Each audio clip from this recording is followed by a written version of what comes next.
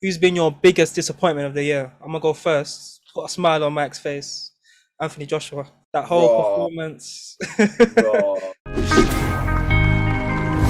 Asylum Blue Baby.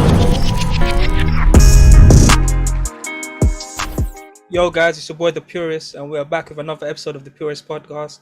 I've got an elite crew with me here today. They better not let me down after I call them that. We've got Mickey Amu, number one trainer going, and we've got Jordan Dujon, one of the best prospects in the country. Yeah, this is a special New Year's episode requested by Mike himself.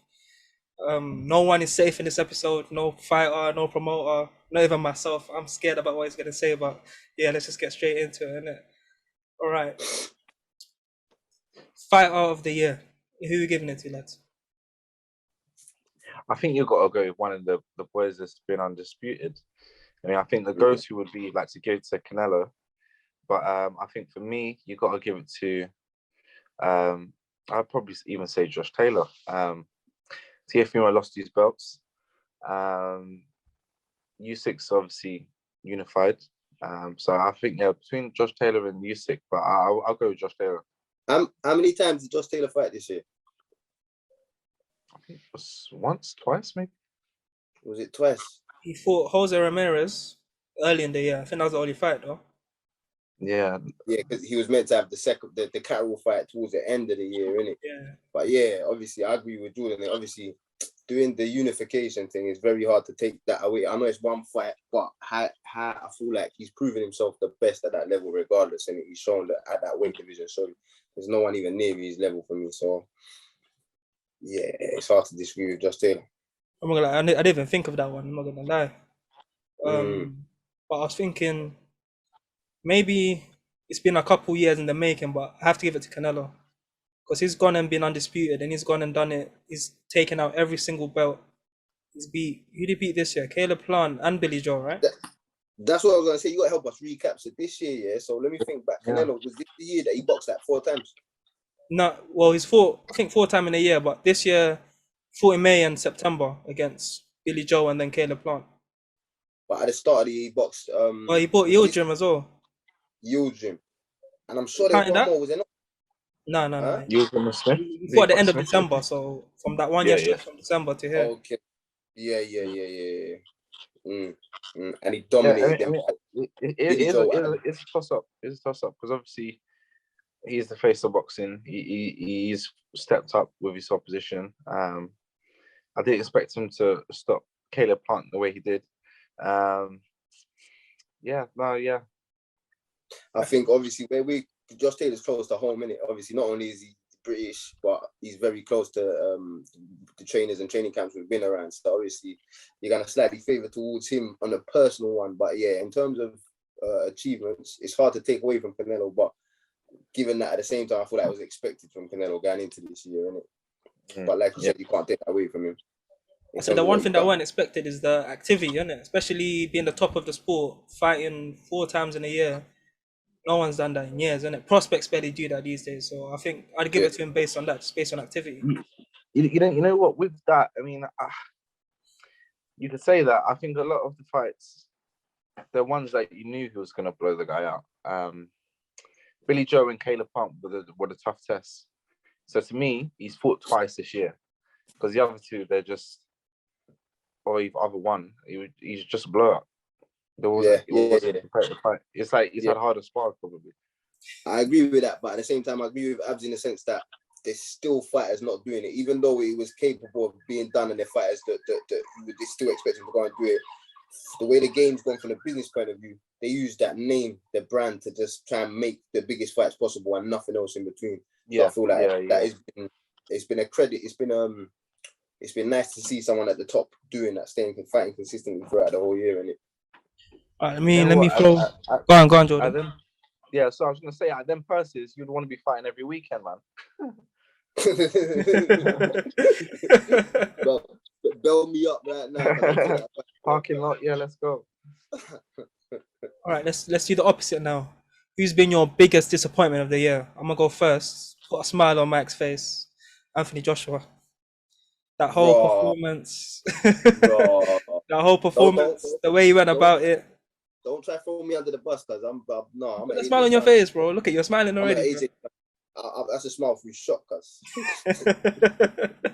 No, I have to give AJ. Even the way he's been after the fight shows how disappointing the fight was. The fact that he's now questioning himself, like, why the fuck did I go in the ring with Usyk and try to outbox him and not just try to rough him up?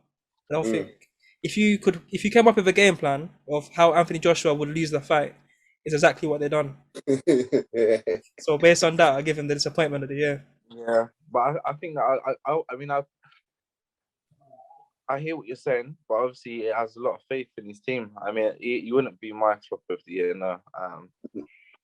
I think the whole idea, some of the stuff that he said about he's still learning and stuff. I would have liked to see AJ just go back to the old him, just walk a man down, throw combinations, power through. That's the AJ we need to see. And hopefully he's out in America right now. We'll see that side of him. But when you say that, sorry, Jordan, when you say that, like, he's still that obviously that old AJ was fighting people. First of all, there's no heavyweight like Usyk, you know what I mean, to do what he does. And he was fighting people that was nowhere near that level of Usyk. So obviously seeing the old AJ, he would still need to implement a certain game plan. And I don't think the trainers that he have around him at that time, I don't know if he's got new trainers now, but them trainers, I don't think they're capable of implementing that game plan for him. What's his name? If we're talking about that specific fight, I can't remember his name. I always forget. Yeah, no, I forgot his name as well. Abs, you got him there. Come on, AJ's trainer right now in the States. Kraken. No, McCracken, yeah, Rob McCracken.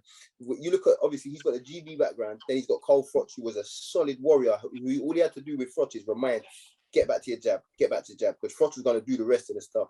So I feel like that's all he's ever had to do in his professional career with training fighters. So I can't see how he can get AJ in terms of that style. But I'll agree with you in the sense that that's what AJ needs to use, his physical attributes, what they are, what he's got, what he's naturally blessed with. And we see the exact opposite in that Usyk fight. And it literally done, like you said, what would have been the perfect way to allow Usyk to just comfortably see out the fight, isn't it? And who's you lot's disappointment of the year? But on the topic of AJ still, what I would say is I do like the stuff he's been saying since. I must admit, I watched that interview, the hour-long interview or whatever, and I really do. I like the stuff he's been saying. It's like he holds his hands up and says, you know what? I've been making mistakes. I've been doing it my way, or doing it my trainer's way, maybe putting too much faith in people, maybe not spending enough time around boxing. It seems like he's going to travel around the world, travel around America. I think he's in Dubai at the moment. So he's getting that taste back of boxing. He's learning like different things, different ways of boxing, different styles of boxing, and then getting that love back for it, it seems. So I do look forward to seeing what he comes back with. Yeah, I mean, he's my favourite going into the rematch, only because I just don't believe. I reckon Usyk's going to expect the same sort of fighter, and I think AJ's going to go out there and he's got a point to prove from round one. I can't imagine he's going to want to take it the distance or try and box. He's literally round one, a bit like Yard with Lyndon Arthur, the second fight, just stepped to him straight away.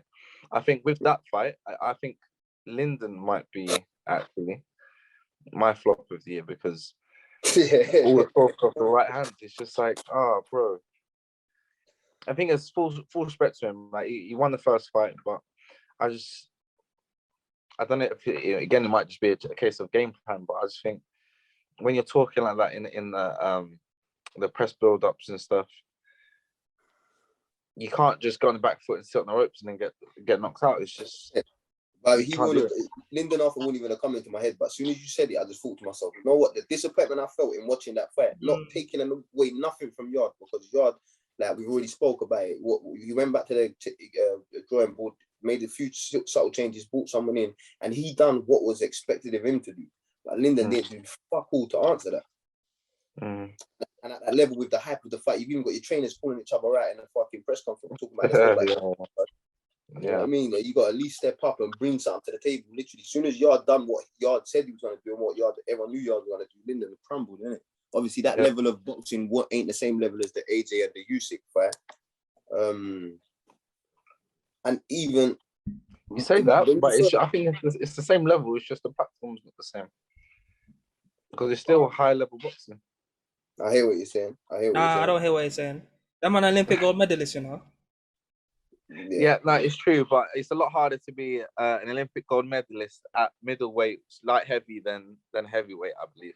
Not taking something away against the weight, but 100%. That's a good point, Mr. Good Jordan point Dujon. still.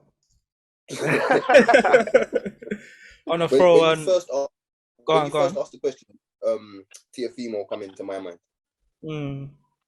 Was what other fight did he have other than Cambosis this year? Was there another fight? no, that was the other one. I think that was the only one. They talk about 6 months. Oh, They gave actually, that fight, Loma. He fought Loma this year. Was it innit? this year? Was that this year? It I'm was sure that was behind last. closed doors. Wasn't it like Definitely December? No, it might have been last year. I can't remember. Wait, I'm Time flies in the It's boxing stepping up, industry, man. He fought Loma Huh? October 2020. Yeah, October 2020. So for me, the fact that Teo had one fight and that's what he delivered, for me, that was the first thing that sprung to mind, and I'm gonna stick with that one. You know what it was? It was more so the excuses afterwards. And Say that again, sorry? yeah, it was a bit like the Full Adrian Broner. He went full Adrian Broner. Yeah, that's what I was gonna say. Yeah, Adrian Broner against Pacquiao. Yeah, no, it was crazy. No, the way, obviously, for me personally, what I would say is because of the way he took the belts off of the way he beat Richard Comey when he did, knocked him out, and then showed a master. Well, in certain spurts, there was like a masterclass of boxing against a master boxer in Loma. It just seemed like he had the whole package, and it seems like the downfall was something so simple. It was something so simple. It was like you just went out there with no respect, no plan B, no game plan, innit? You went out there thinking you're gonna bang a man out in the first round. You didn't do it, and it was like you had no answer, no adaptability. So yeah, for me, I'm saying Teo. Yeah, I'll second that. I want to put honorable mention that someone said he will never quit no matter what happens. Got in there. You know what I'm talking about? Billy Joe. Yeah, man.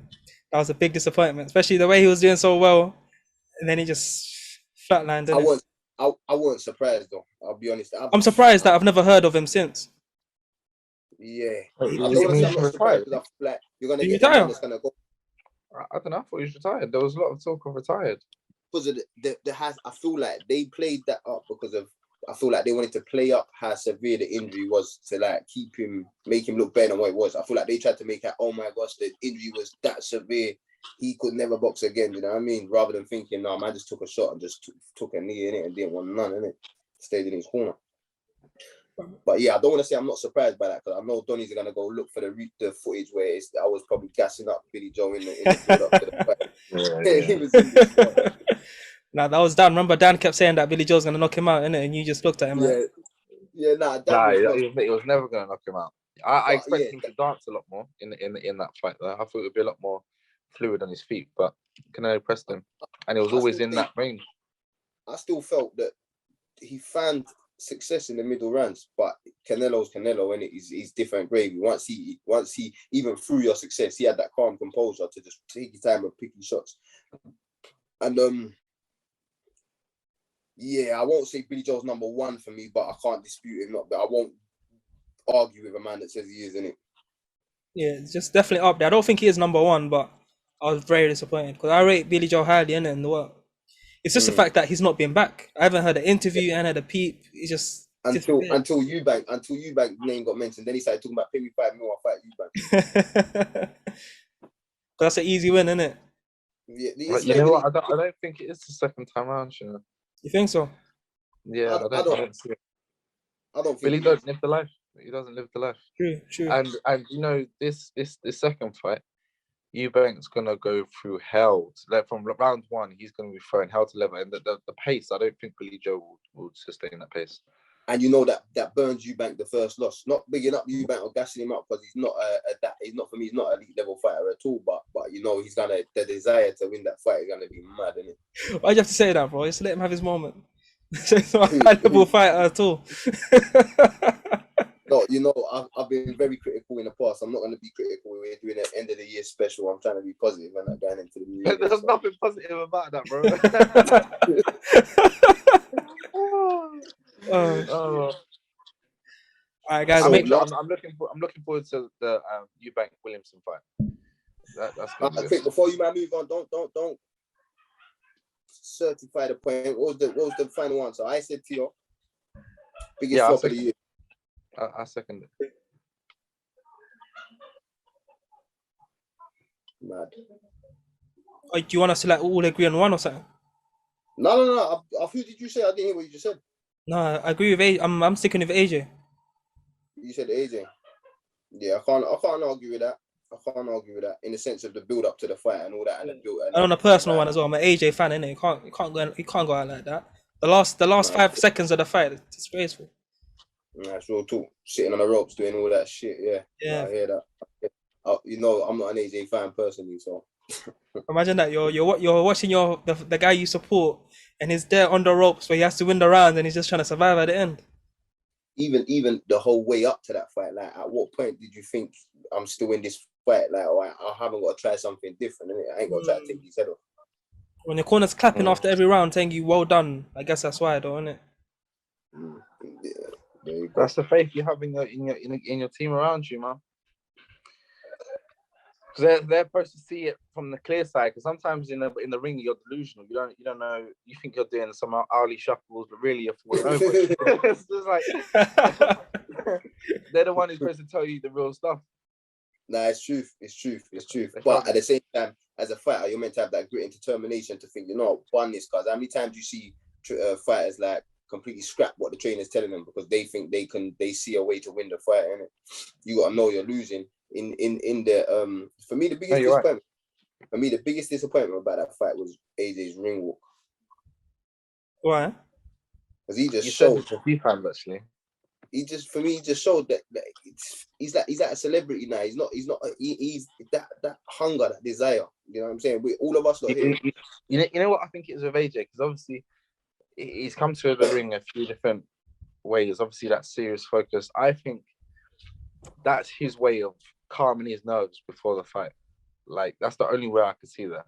Yeah, because but I think it's the wrong way. And I think obviously all of us three here have all been at boxing at like the York Hall level, Southern Area title level, boxing at what people would say is the grassroots, And you see these fighters, hungry fighters, they deserve more than what they got, and they're not even really getting opportunities. And this is the downside of what we talk about when fighters get kind of gifted. Not to say AJ has been gifted, but everything's been around in his favor, and everything's worked around him.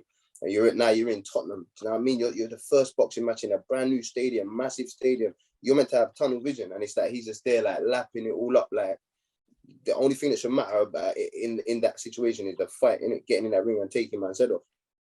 But he just seems to he seems to be caught up in the marketing side too much for me and playing that certain role in it. To be fair though, it's a Tottenham stadium, innit? Those fans haven't had nothing to scream about in years, so you had to just give them. Why you think that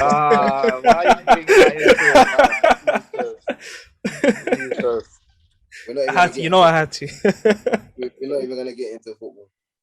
Then you not win the other day, though, innit? Yeah, we're on form, cuz I'm saying we're not gonna get into football for you, my brother. All right, let's skip that before you don't start getting on to me, innit? All right. Make sure you guys leave a like, comment, and subscribe. It's for free. My mum always told me if it's free, just take it. So just leave a like, leave a review. You don't know how much it affects the channel. Thank you. Then are we doing promoter of the year? Fight of the year. Let's go fight of the year first. Fight of the year. Oh. I think for me, it's quite easy still. It's like 2 heavyweights, 4 knockdowns, WBC belt on the line, Fury, Wilder. Especially the reason it's hard is because it's been a long year, AB. We didn't have a chance to recap because it's been a long year because we've got everything that's been going on. But yeah, when you deep it that day, hands down. Yeah. It's what's on the line as well. The story, the backlog, it's the trilogy, the excuses, the possible the scandal that they could have been cheating. There was a lot on that in that fight. But yeah, I'd agree. That's probably the fight of the year. And we have to give Wilder his props for that because Fury come out and wanted to do exactly what he done in the second fight, and Wilder didn't allow that at all. Made a few changes and fucking laid it all on the line, man. Showed what heavyweight boxing is about, and to even have that conversation directly after the AJ Usyk thing, it just shows, man, what real fucking heavyweight boxing is meant to be like, innit? I don't like Wilder's talk of potentially retiring. because I'd like to see him go and fight every heavyweight. I heard that. I feel like at that level with them fighters and that people latch on to what things got said. I read something. All I read was a little comment, and he just said he was basically like, I think he said considering options, and like obviously that's a thought that's gonna have to go for a fighter's mind. You know what I mean? He said it on. You know, Kevin Hart does that cold as balls in the ice baths. He said it on there, and it sort of did seem like he wanted to retire, though. Yeah.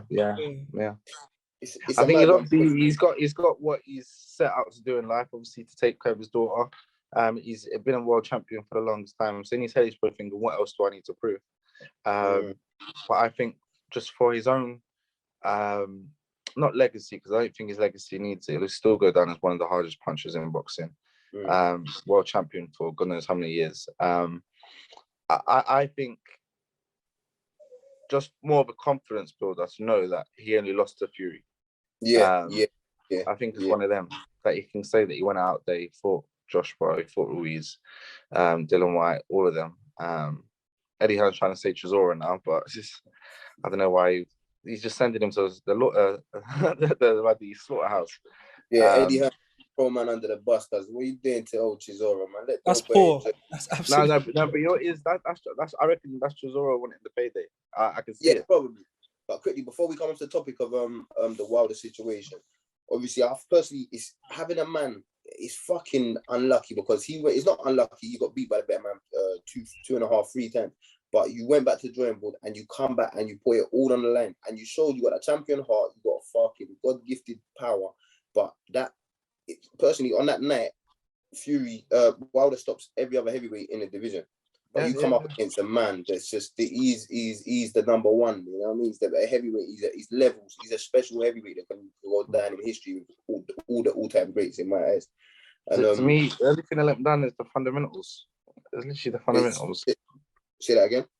I think the only thing that's let Wilder down is just the fundamentals. Obviously, he got through his whole career, just one punch and bang man out. I think. So that's what I was gonna say. I hope he finds that hunger that got him through the last training camp for the last Fury fight. I hope, like, after a certain amount of time off, that fire still starts. They're still burning there, and he still thinks to himself. He watches maybe AJ and Usyk, and he watches a fight, and he thinks, "No, you know what? Fuck this. I can bang these man up." Because even Usyk, you know what I mean? Usyk it only takes one. Usyk is a boxer. He's not really gonna stop man, wear man down over time. So as long as Wilder's got that belief, he's in there with anyone, isn't it? Wilder versus Ruiz. Literally 2 days after he said he wanted to retire, or it came out on YouTube, then Wilder versus Ruiz is being rumored to be pay-per-view early next year. What do you I think he knocks Ruiz out.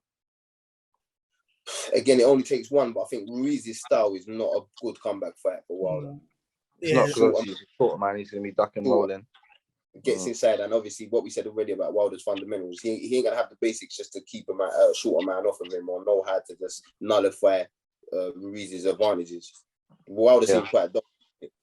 And Ruiz got the power, so when he does get inside and land, he could wobble Wilder, especially because Wilder can't really defend on the inside. He doesn't hand placement, body placement, everything is just going to be wrong, isn't it? So it could be tough, but I just see it just take, like I said, it just takes one right hand, innit? Just get one clean, and then you won't recover. So we all agreeing on the fight of the year, regardless. Yeah. This got to be a fight. All right. There was another fight. It was a female fight because I can't remember who it was. That's why I didn't throw it in there. But it was an absolute war, and I thought, oh my god, these two girls are going at it. I think it was the world title fight, but for the life of me, I can't remember. Was it Shannon Courtney? No, Ebony Bridges, Shannon Courtney. Yeah, that was a good fight as well, though. Nah. Wait, I swear we watched that. We were together for that fight, no? Yeah. It might have been. It definitely wasn't Shannon Courtney. Nah. That fight there, female boxing, that really got me. It might have even been Katie Taylor and what's the other name? No, she ain't had no awards this year. No, the black lady. I know you're talking about. She got a world title after. I can't remember her name. Yeah. The American girl, isn't it? Yeah. The which girl? Black American. Yeah. Cannot remember her name though. I think it might be McCaskill, but I can't remember. No, I think she's a British girl. I think it's a British girl. Oh, the Scouser, the accent. Yes. Yeah. Natasha Jonas. Natasha, that's it. Yeah, that was a good fight as That well. fight was a war. Look at Mike bigging up women's boxing, but ain't got a clue what's going on.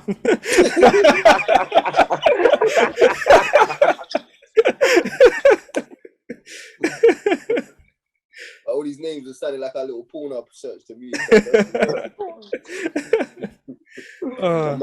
Don't get cancelled, mate. Don't get cancelled, man. All right, let's go for prospect of the year. It's going to be a bit different because, to be honest, there's not been too much decent boxing. COVID year again, so we're going to talk about 3 fighters in particular: Conor Benn, Jerome Ennis, and Virgil Ortiz. Who? Let me put it like, forget their career so far. Who do you think has the most potential to become a welterweight champion? Ennis. Yeah. I don't know. So far, but I feel like obviously they still got a lot of. They still the fights. It's hard to compare, obviously, with the opponents they've been fighting, the level they're fighting at, and that. But yeah, so far in terms of ability and that. You know, seen a lot of Virgil Ortiz.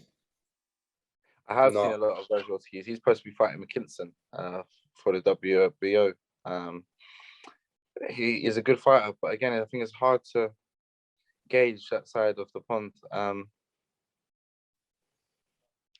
I think you can't deny what Conor Benn's done. That was a big knockout against Algeria. It's the best he's looked. You can see the improvements from day one till now. Yeah, I think it's a toss-up for me between Jordan and Ben, but I think stylistically wise, I would say Jordan, only because of the arsenal. Obviously, the switch hitter, power puncher. Yeah, you can't let Ben out. You've been sharing the ring with Ben in a gym in camp, no? A few rounds with Conor Ben. Yeah, we've done some rounds, yeah.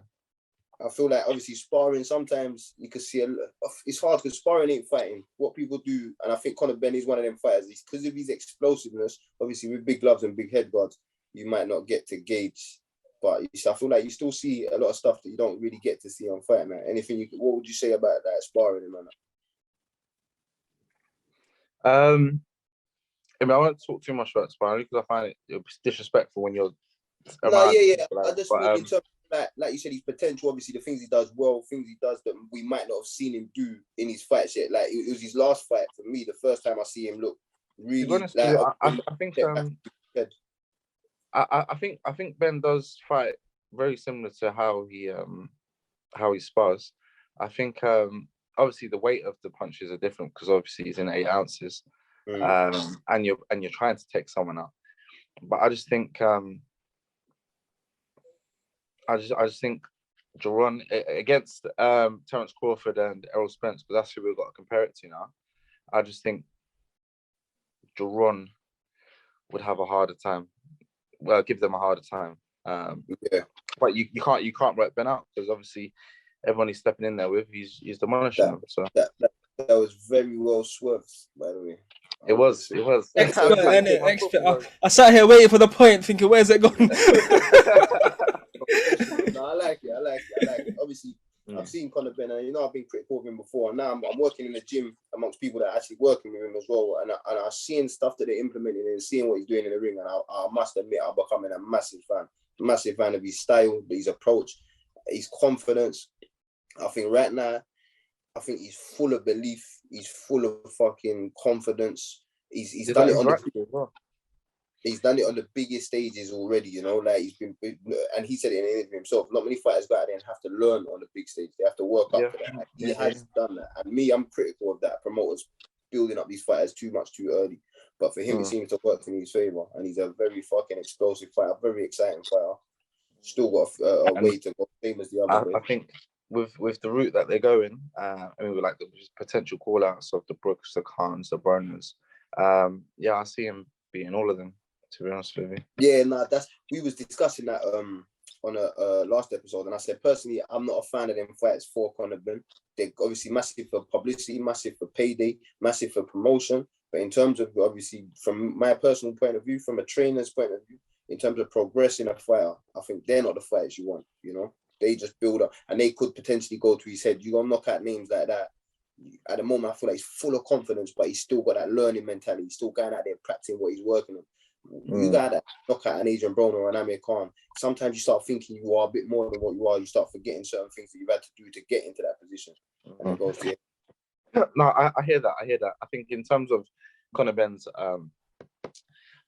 in terms of forgetting himself, if he was to knock them out, I think it's just embedded in him to work hard. I can't see that happening, but I think there is obviously levels of they're on the decline, and you got people in their prime. So it's that's the bit that you'd be comparing. Where you might come up short if you're not fought someone who's at their prime as well, and it's a 50-55. What are you saying, AB? About Conor Ben? About the question, all three of them, biggest prospects. I don't know. I think with What's Jerome the Ennis, question, the go most on. likely to first welterweight world champion. I'll say Conor Ben Yeah. because he's not ready, and the way he's been progressing, it seems like he's gonna keep getting better and better. And by the time he's ready for a world title, I reckon Spence, Crawford, and them guys, they either won't be around or they'll be older. And for me, Conor Ben should not be fighting for a world title in the next 2 years. Whereas Jerome Ennis, like, what more can you really teach someone like that? All he needs now is experience, innit? You just gotta get in there and just test the waters, see how good he really is. And I don't think he's been given a platform as well. Nah, not at all. Not at all. Nowhere near enough. So I think for him it's gonna be tough. He's gonna be thrown in the deep end. He's gonna fight Crawford or Spence when he becomes a mandatory. Because without that, he's never gonna get those kind of fights. And when he gets up there, they wouldn't want to take that. That's a tough fight. That's a Very tough tough fight. fight. And stylistically, they're very much similar. so that's why I think it will be tough for him. And I think Conor Ben, like, no, everyone knows once he comes undisputed, the belts aren't gonna be around too long on one guy in it. So I think somewhere down the Ben will pick up. Can you guys hear me? Yeah, we can hear you. I can't imagine Spence staying at 154 much longer. 147 much longer. I think if he gets that unification fight with Terence Crawford, wins that, I reckon he's going to go up to 154. But then you've also Wait, what got did to you consider just say? What did you just say? that if Spence gets unification with Terence Crawford and wins it, he's going to move up because he's a big world. I don't think he wins that fight, but I'm just saying, let's say he did, he's going to move up. Terence Crawford, if he wins it, I think he'll probably be looking at retirement. I don't know how many more years he's going to go on. Because then he would have, he's undisputed at 2 weight classes. So, like, what's he going to do? Do Roy Jones go up to heavyweight? It's like, what else is there to do? I think you've obviously got other guys that are going to end up coming into the division. I think Josh Taylor's going to come up 100%. 100%. And then who do you have winning that fight? Josh Taylor, Conor Ben. I mean, these are you can't really look at the division as it is now, because in a year, 2 years' time, it's going to be completely different. The landscape is completely changed. Touching on that, Spence versus Ugas is rumored to be next, and apparently Crawford's gonna go sign with PBC. So it's looking like maybe late next year we might actually get that fight. But I wouldn't be surprised. I just feel like Crawford wants that more than Spence. Obviously, that's just a gut feeling based off interviews and all that shit. I got a feeling based on boxing, the way boxing goes, Ugas gonna beat Spence. We're not gonna see that fight ever. You think so? It would make sense. So that's how boxing feels these days, isn't it? Whatever fight you want, something's gonna get in the way. Yeah. Because obviously, with that anticipation, we've been disappointed so much. Yeah, that it's just like, oh yeah, that's the fight. The one fight too far. That's just ruined it. Are you saying if Spence is on his day, do you think you guys still has a chance of beating him? You know what? It's just a work rate, really. But then obviously that's what Porter brought to Spence. I can't see you guys beating Spence, to be honest with you. I think it'll be a very tough fight though, because Ugas. I think it'll be close. I think it'll be close. But I can't see him winning it, especially if it's a close fight, because the money's with Spence. Yeah. It doesn't make sense. Yeah, I heard that.